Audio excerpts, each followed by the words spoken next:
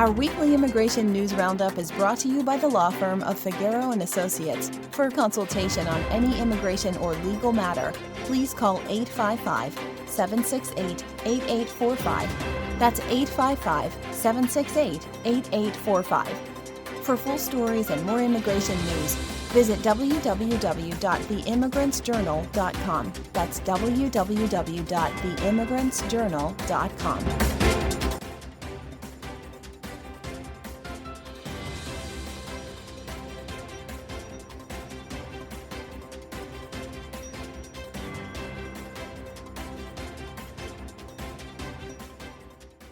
Hello, my name is Ashley Dawkins, legal assistant at the law firm of Figueroa and Associates, and your presenter with this week's immigration news. We begin with, the White House leans into Trump-era immigration policy changes to get Ukraine aid. The Biden administration signaled on December 12 that it is willing to make disastrous and permanent changes to asylum and immigration policy to obtain temporary military aid for Ukraine, Israel, and Taiwan.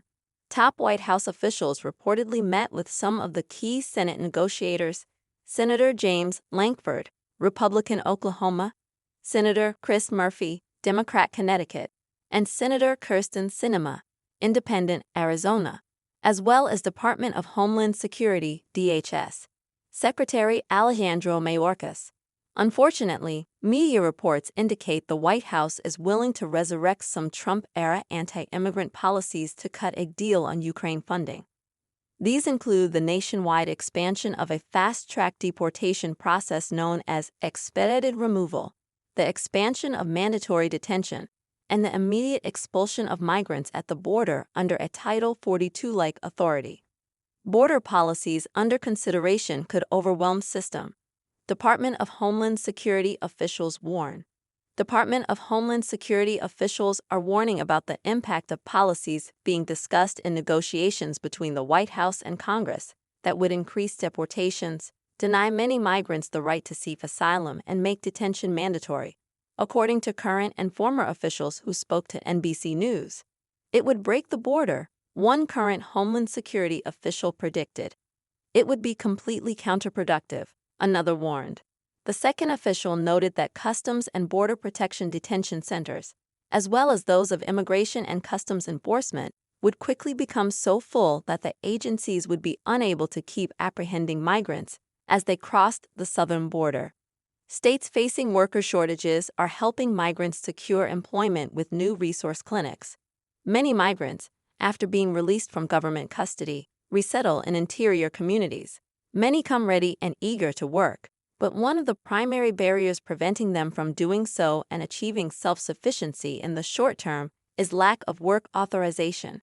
Some migrants are eligible to apply for a work permit upon arrival, like those admitted into the U.S. through the parole processes for nationals of Cuba, Haiti, Nicaragua, and Venezuela, CHNV, while many others must first submit an asylum application and wait a subsequent minimum of 150 days before applying for work authorization.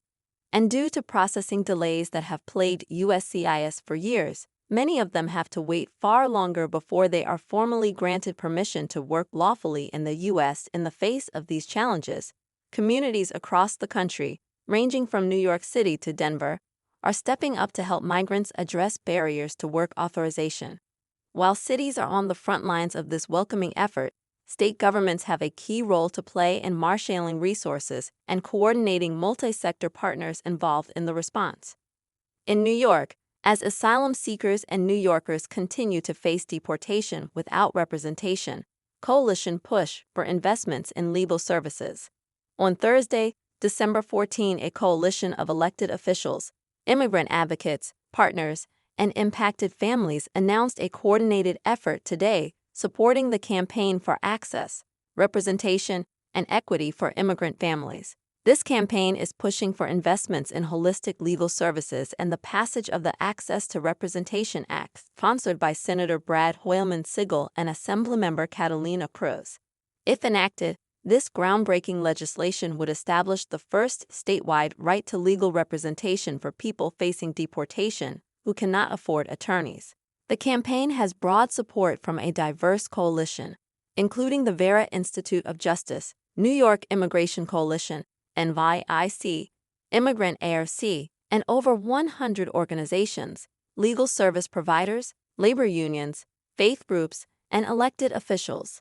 Over the past year, New York has gained new residents seeking safety and stability, who urgently need legal assistance to protect their rights, secure work authorization, and build stability. Meanwhile, the number of people, both new and longtime New Yorkers, who have been left to face complex and high-stakes deportation proceedings alone has risen sharply. In other news, Department of Homeland Security publishes Federal Register notice announcing the extensions of re-registration periods for temporary protected status for El Salvador, Haiti, Honduras, Nepal, Nicaragua, and Sudan. Consistent with its September announcement, the Department of Homeland Security on Wednesday, December 13, published a Federal Register notice reiterating the extensions of the periods to re-register for temporary protected status, TPS, under the existing designations of El Salvador, Haiti, Honduras, Nepal, Nicaragua, and Sudan. As previously announced, the re-registration period for each country is changing from 60 days to the full length of each country's current TPS designation extension. Extending re-registration allows current TPS beneficiaries to submit Form I-821, Application for Temporary Protected Status, at any time during the full extensions of the TPS designations of these 6 countries. USCIS updates guidance and clarifies policy on family-based conditional permanent residence. U.S. Citizenship and Immigration Services is updating guidance on family-based conditional permanent residence in its policy manual. The update consolidates and updates guidance on eligibility, filing, and adjudication for Form I-751, petition to remove conditions on residence. The update clarifies what non-citizens must do to change the basis of filing in cases of waivers faced on battery or extreme cruelty. It also clarifies that if a non-citizen's conditional permanent resident status is terminated for failing to timely file Form I-751, they may be eligible to adjust permanent resident status on a new basis. This is true even if USCIS issues a notice of termination of conditional permanent resident status before the non-citizen files Form I-485, application to register permanent residence or adjust status. Meanwhile, protected status holders say Trump comments justify suit. Holders of temporary protected status visas have pushed back against the Biden administration's assertion that their suit challenging Trump-era orders terminating their protections was mooted by new protections, saying recent Trump campaign statements indicate that if reelected, he will end the program. NY judge okays path to settle detained immigrant children policy.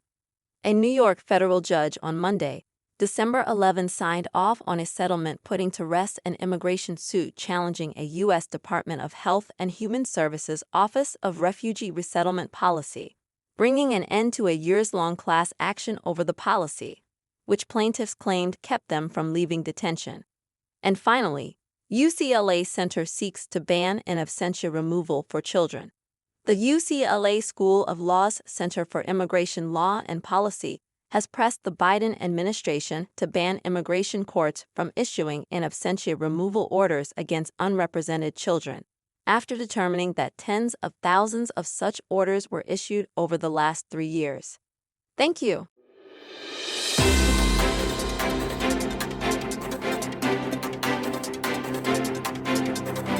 Our weekly immigration news roundup is brought to you by the law firm of Figueroa and Associates. For consultation on any immigration or legal matter, please call 855-768-8845. That's 855-768-8845.